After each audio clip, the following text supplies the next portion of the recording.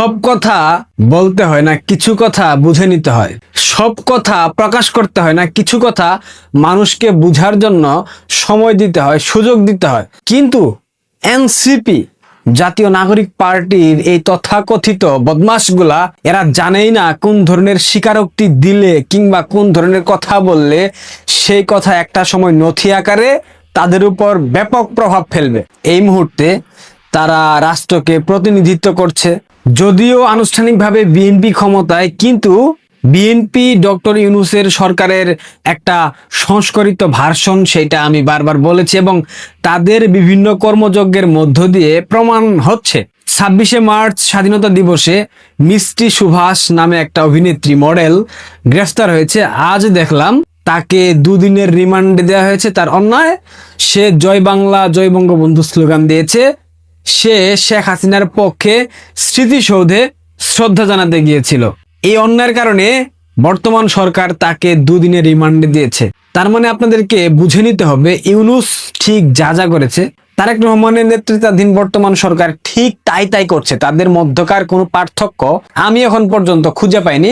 অন্য প্রসঙ্গে চলে যাচ্ছে, যেটা নিয়ে কথা বলছিলাম। সবকিছু সব জায়গায় বলতে হয় না, কিন্তু এনসিপির এই শিশু বাচ্চারা, তারা যে রাজনৈতিকভাবে অজ্ঞ, তারা যে প্রজ্ঞাবান না, তাদের মধ্যে যে এখনো ভাব গম্ভীর্যতা আসে নাই, সেটা তাদের বক্তব্যের মধ্য দিয়ে বারবার প্রমাণিত হচ্ছে। গতকাল এনসিপির একটা আলোচনা সভায় আসিফ মাহমুদ সজীব ভুইয়া বলেছে বিএনপিকে উৎখাত করার একটা রোডম্যাপ তারা সাজিয়েছিল, তাদেরকে বলা হয়েছিল, কিন্তু তারা গণতন্ত্র রক্ষার জন্য একটা গণতান্ত্রিক নির্বাচনের আয়োজন করেছে। যদি সেটা না করতো তবে তারা 2029 সাল পর্যন্ত, অর্থাৎ শেখ হাসিনা সরকারের মেয়াদকালীন পর্যন্ত তারা বাংলাদেশের ক্ষমতায় থাকতে পারতো। কিন্তু বাস্তবতা হলো ডক্টর ইউনূস নির্বাচন দিতে বাধ্য হয়েছে, কারণ সবকিছু তার নিয়ন্ত্রণের বাইরে চলে যাচ্ছিল। তার ওই ধারাবাহিকতায় নাহিদ ইসলাম, এনসিপির যে আহ্বায়ক নাহিদ ইসলাম গতকাল বলতেছে শরীফ উসমান হাদি হত্যাকাণ্ডের সাথে সম্পৃক্ত ছিল ডিপ স্টেট। ভিডিওটা দেখা উচিত না? চলেন দেখি। শরীফ ওসমান হাদি হত্যার খুনের বিচার এই বাংলার মাটিতে হতেই হবে। আমরা যখন ইলেকশনে মানুষের কাছে গিয়েছি, সারা বাংলাদেশের মানুষ আমাদের কাছে এটাই বলেছে, ওসমান হাদি হত্যার বিচার যেন ভাইয়া এই মাটিতে হয়। এই হত্যাকাণ্ডের পিছনে জড়িত ছিল ডিপ স্টেট, এই হত্যাকাণ্ডের পিছনে জড়িত ছিল দেশি বিদেশি নানা ষড়যন্ত্র। সেই ষড়যন্ত্রকে বাংলাদেশের মানুষের সামনে উন্মুক্ত করতে হবে এবং শুধু প্রত্যক্ষ নয়, পরোক্ষভাবে যারা এই হত্যাকাণ্ডের সাথে জড়িত তাদেরকেও বিচারের আওতায় আনতে হবে। সে বলেছে শরীফ উসমান হাদি হত্যাকাণ্ডের সাথে ডিপ স্টেট সম্পৃক্ত। ডিপ স্টেট জিনিসটা আসলে কি? ছায়া সরকার, তাই তো? ডিপ স্টেট কি করে, কিভাবে কাজ করে আপনারা কি জানেন? ডিপ স্টেট নিয়ে আমি, আমার মনে হয়, প্রায় 10টার উপরে ভিডিও বানিয়েছি। আপনারা আমার ইউটিউব চ্যানেলে প্রথম দিককার ভিডিওগুলা দেখলে বুঝতে পারবেন। এই যে অজ্ঞ, এই যে শিশু বাচ্চারা ডিপ স্টেটকে বিতর্কিত করে বক্তব্য দিয়েছে। ডিপ স্টেট অর্থাৎ মার্কিন যুক্তরাষ্ট্র, তাই তো? সিআইএ এখানে সম্পৃক্ত, তাই তো? তার মানে ডিপ স্টেটকে বিতর্কিত করে যখন আপনি বক্তব্য দিবেন, তখন সেটা কিন্তু আলটিমেটলি মার্কিন যুক্তরাষ্ট্রের গায়ে গিয়ে লাগবে। এই ডিপ স্টেট কতটুকু সক্ষমতা সম্পন্ন, কতটা শক্তিশালী, সেটা কি এই শিশু বাচ্চারা জানে না? তারা জানে, তারা জেনে বুঝেই বক্তব্য দিয়েছে। কারণ ওই যে বললাম, কিছু কথা বুঝে নিতে হয়। তাদের মধ্যে তো রাজনৈতিক ওই প্রজ্ঞাটুকু নাই। তারা এত মাস বলল শরীফ উসমান হাদি হত্যাকাণ্ডের সাথে সম্পৃক্ত মির্জা আব্বাস।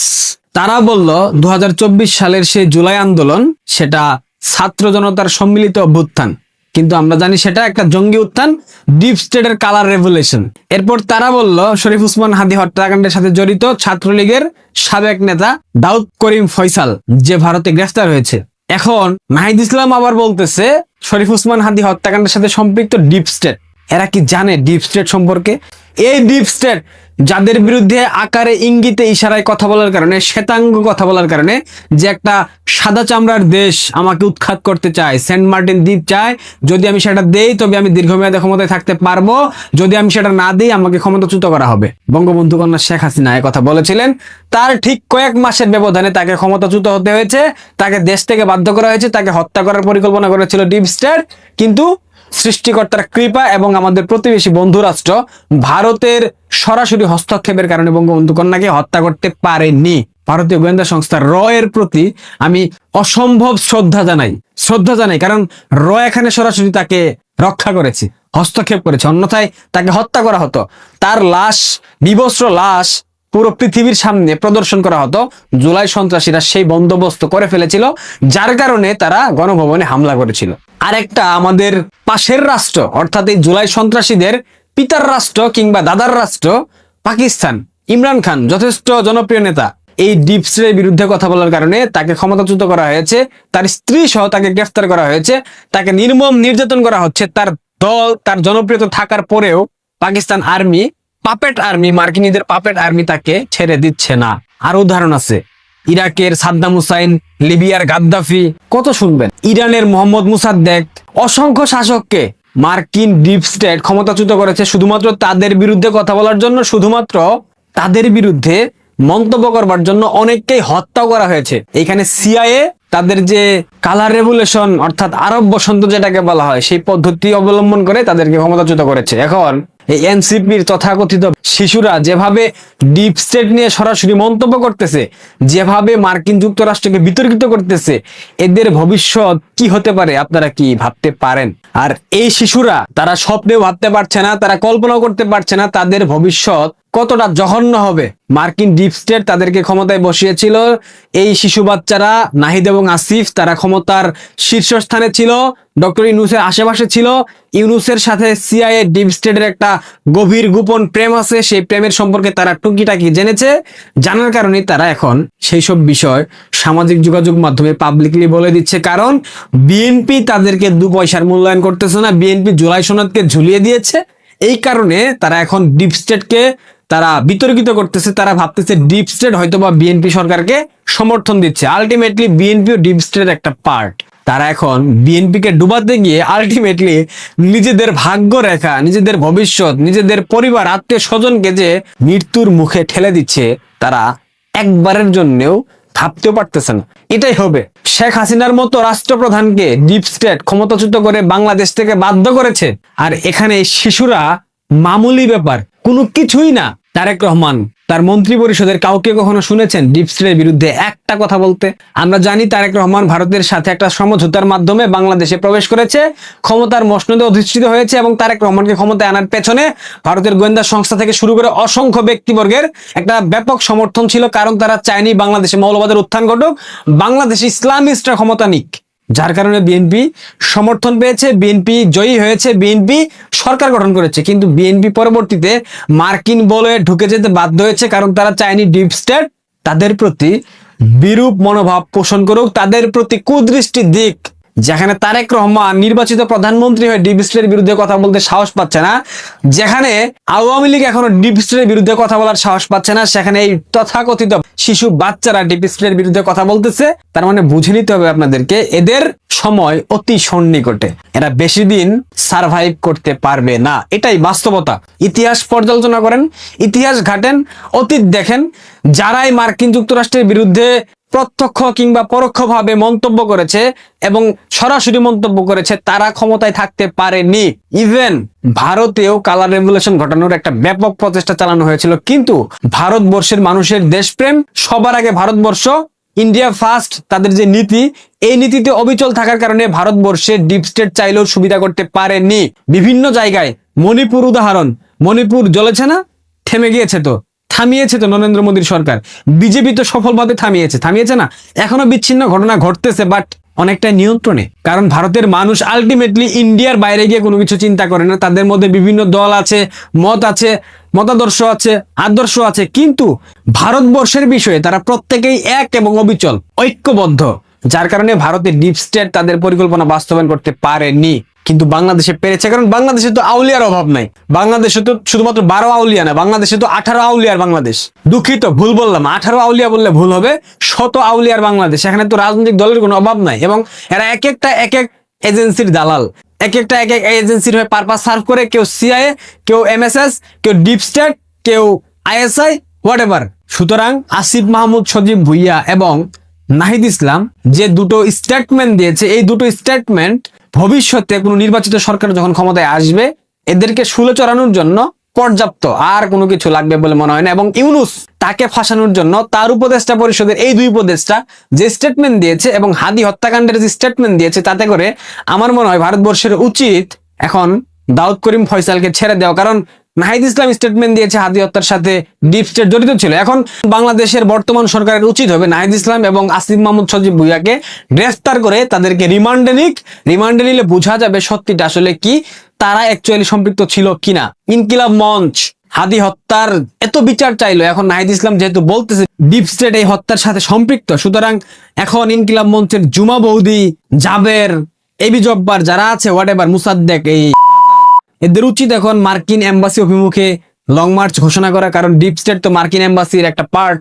সুতরাং তোমাদের উচিত এখন ডিপ স্টেটের এই অন্যায়ের বিরুদ্ধে কথা বলা, ডিপ স্টেট কেন হাদি হত্যার সাথে সম্পৃক্ত এই ব্যাখ্যা নাহিদ ইসলামকে দিতে হবে। এবং এখন মার্কিন যুক্তরাষ্ট্র অথবা মার্কিন এম্বাসি অভিমুখে তোমাদের একটা লং মার্চ কর্মসূচি আমরা দেখতে চাই। প্রিয় দর্শক, ভালো থাকবেন। এভাবেই গোপন কথা আরো বের হয়ে আসবে। ফেসবুকে একটা ভাইরাল গান আছে, গোপনে আর প্রেম হবে না, প্রেম হইবে ওপেনে। এখন প্রেম হবে ওপেনে, সুতরাং আপনারা ওপেনে সব দেখতে থাকবেন। একটা প্রচলিত প্রবাদ আছে, গাধা জল ঘোলা কইরা খায়।